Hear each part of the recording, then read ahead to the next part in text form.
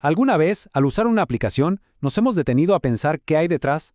¿Cómo se construye todo eso que vemos en la pantalla? Bueno, en esta explicación vamos a hacer justamente eso. Vamos a ponernos el casco como si fuéramos constructores, para meternos de lleno en la lógica que hace que todo funcione, desde la primera piedra hasta el edificio completo. Y aquí está la gran pregunta, ¿no? ¿Cómo es que una idea, algo que está solo en la cabeza, termina siendo una herramienta poderosa en una computadora?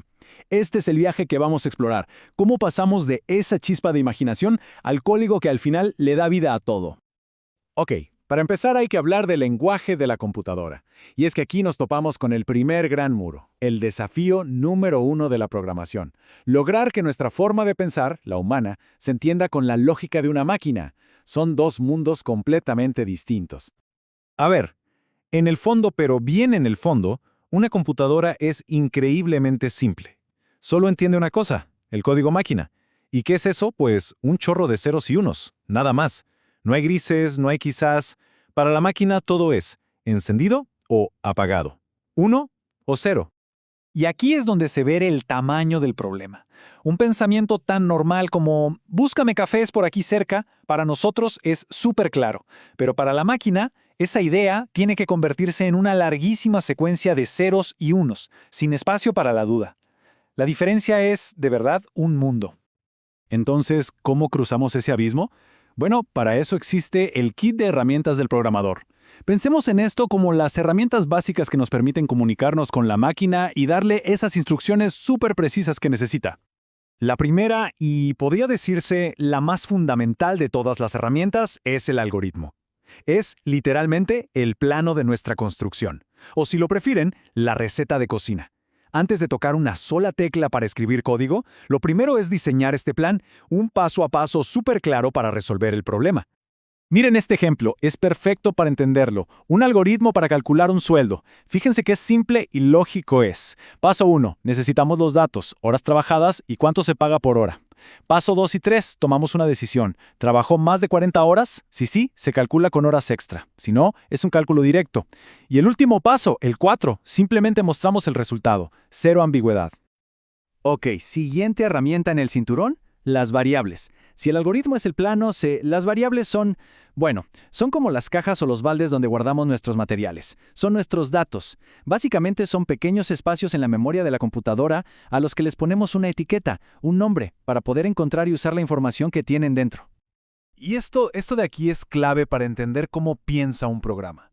A primera vista parece una ecuación matemática que no tiene ningún sentido, ¿verdad? N no puede ser igual a n más 1. Pero es que no es una ecuación. Es una orden, una instrucción. Le estamos diciendo a la computadora, oye, ve a la caja que se llama n, mira qué número tiene, súmale 1 y vuelve a guardar el nuevo resultado en esa misma caja n. Es un comando de actualización, no una declaración de igualdad. Bien, ya tenemos planos y cajas para guardar cosas, pero ¿cómo hacemos que nuestros programas no sean tontos? ¿Cómo logramos que tomen decisiones? Porque el verdadero poder de una aplicación está ahí, en su capacidad de reaccionar y adaptarse a lo que pasa. Para eso existe la lógica condicional. Las famosas instrucciones, si pasa esto, entonces haz aquello. Si no, haz esta otra cosa. Son literalmente bifurcaciones en el camino del programa. Le permitan hacerse una pregunta y, dependiendo de la respuesta, tomar una ruta u otra. De hecho, ¿recuerdan el algoritmo del sueldo? Usaba esto mismo. La pregunta era, ¿las horas son más de 40?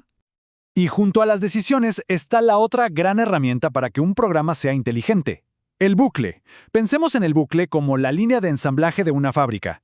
Es lo que nos permite repetir una tarea una y otra vez de forma automática, sin tener que escribir la misma instrucción 100 o 1000 veces. Es el corazón de la eficiencia.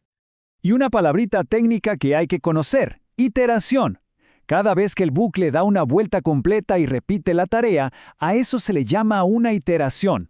Un programa puede hacer miles, incluso millones de iteraciones para completar un trabajo, hasta que se cumple la condición que le dice «listo, para allá».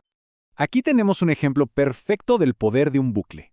Imaginen que queremos sumar todos los números del 1 al 100. Vamos a escribir 1 más 2 más 3, para nada.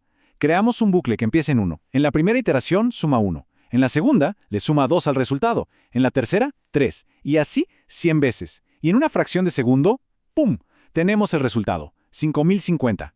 Eficiencia pura. Muy bien, ya sabemos dar órdenes, tomar decisiones y repetir tareas. Pero, ¿qué pasa cuando tenemos que manejar muchísima información? Aquí es donde el constructor de software se enfrenta a un nuevo problema. ¿Cómo organizar todo ese montón de datos sin volverse loco? A ver, pongámonos en situación. Hay que guardar las notas de 100 estudiantes. ¿Qué hacemos? Creamos la variable calificación 1, luego calificación 2, calificación 3, hasta llegar a calificación 100.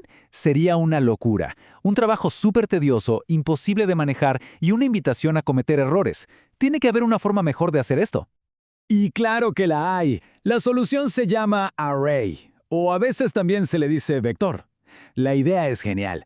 En lugar de tener 100 cajas de cartón esparcidas por todas partes, imaginen que tenemos un solo archivador gigante, con 100 cajones, cada uno perfectamente etiquetado con un número, todo organizado bajo un mismo nombre. Y funciona así de fácil. Tenemos un solo nombre para el archivador, digamos calificaciones. Y para abrir un cajón específico usamos su número, su índice.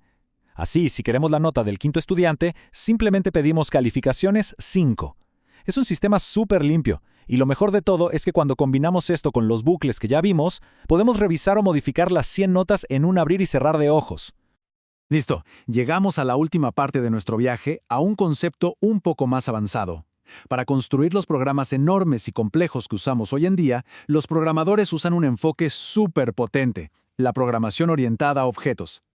La definición formal dice que un objeto es algo que tiene estado, comportamiento e identidad.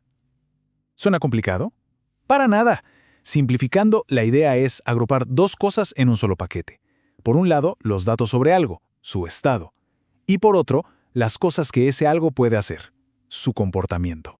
Pensemos en una tele. Su estado serían sus características, la marca, el color, el tamaño de la pantalla. Son sus datos. Y su comportamiento son las acciones que puede hacer. Encenderse, apagarse, cambiar de canal. Pues bien, un objeto televisión en programación es un paquetito que contiene tanto esas características como la lógica para realizar esas acciones. Todo junto. Y aquí está la magia de todo esto. Los objetos son como piezas de Lego, o mejor aún, como partes prefabricadas en la construcción. Un programador puede crear un objeto botón una vez y luego reutilizar ese mismo botón en cientos de lugares. Pero lo más importante es que cada pieza es independiente. Si algo falla dentro del objeto televisión, no va a romper el objeto reproductor de música. Esto permite construir sistemas gigantescos y complejos sin que todo se venga abajo al hacer un pequeño cambio. Entonces, para resumir todo este viaje del constructor, empezamos con el reto de comunicarnos con la máquina, superando la barrera del lenguaje. Luego, nos equipamos con nuestras herramientas, los algoritmos que son nuestros planos y las variables para guardar los materiales. Le dimos inteligencia a nuestras creaciones con la capacidad de tomar decisiones y de repetir tareas una y otra vez. Aprendimos a organizar toda nuestra información de forma eficiente y finalmente descubrimos cómo usar objetos, estas piezas prefabricadas, para ensamblar sistemas realmente complejos y robustos. Y con esto llegamos al final, pero también al principio de todo. Una vez que se entienden estos bloques de construcción, el poder para crear es casi ilimitado. La pregunta importante ya no es cómo se construye, sino qué se va a construir. Así que queda una pregunta en el aire. Con estas herramientas en mano, ¿qué problema sería el primero que intentaríamos resolver?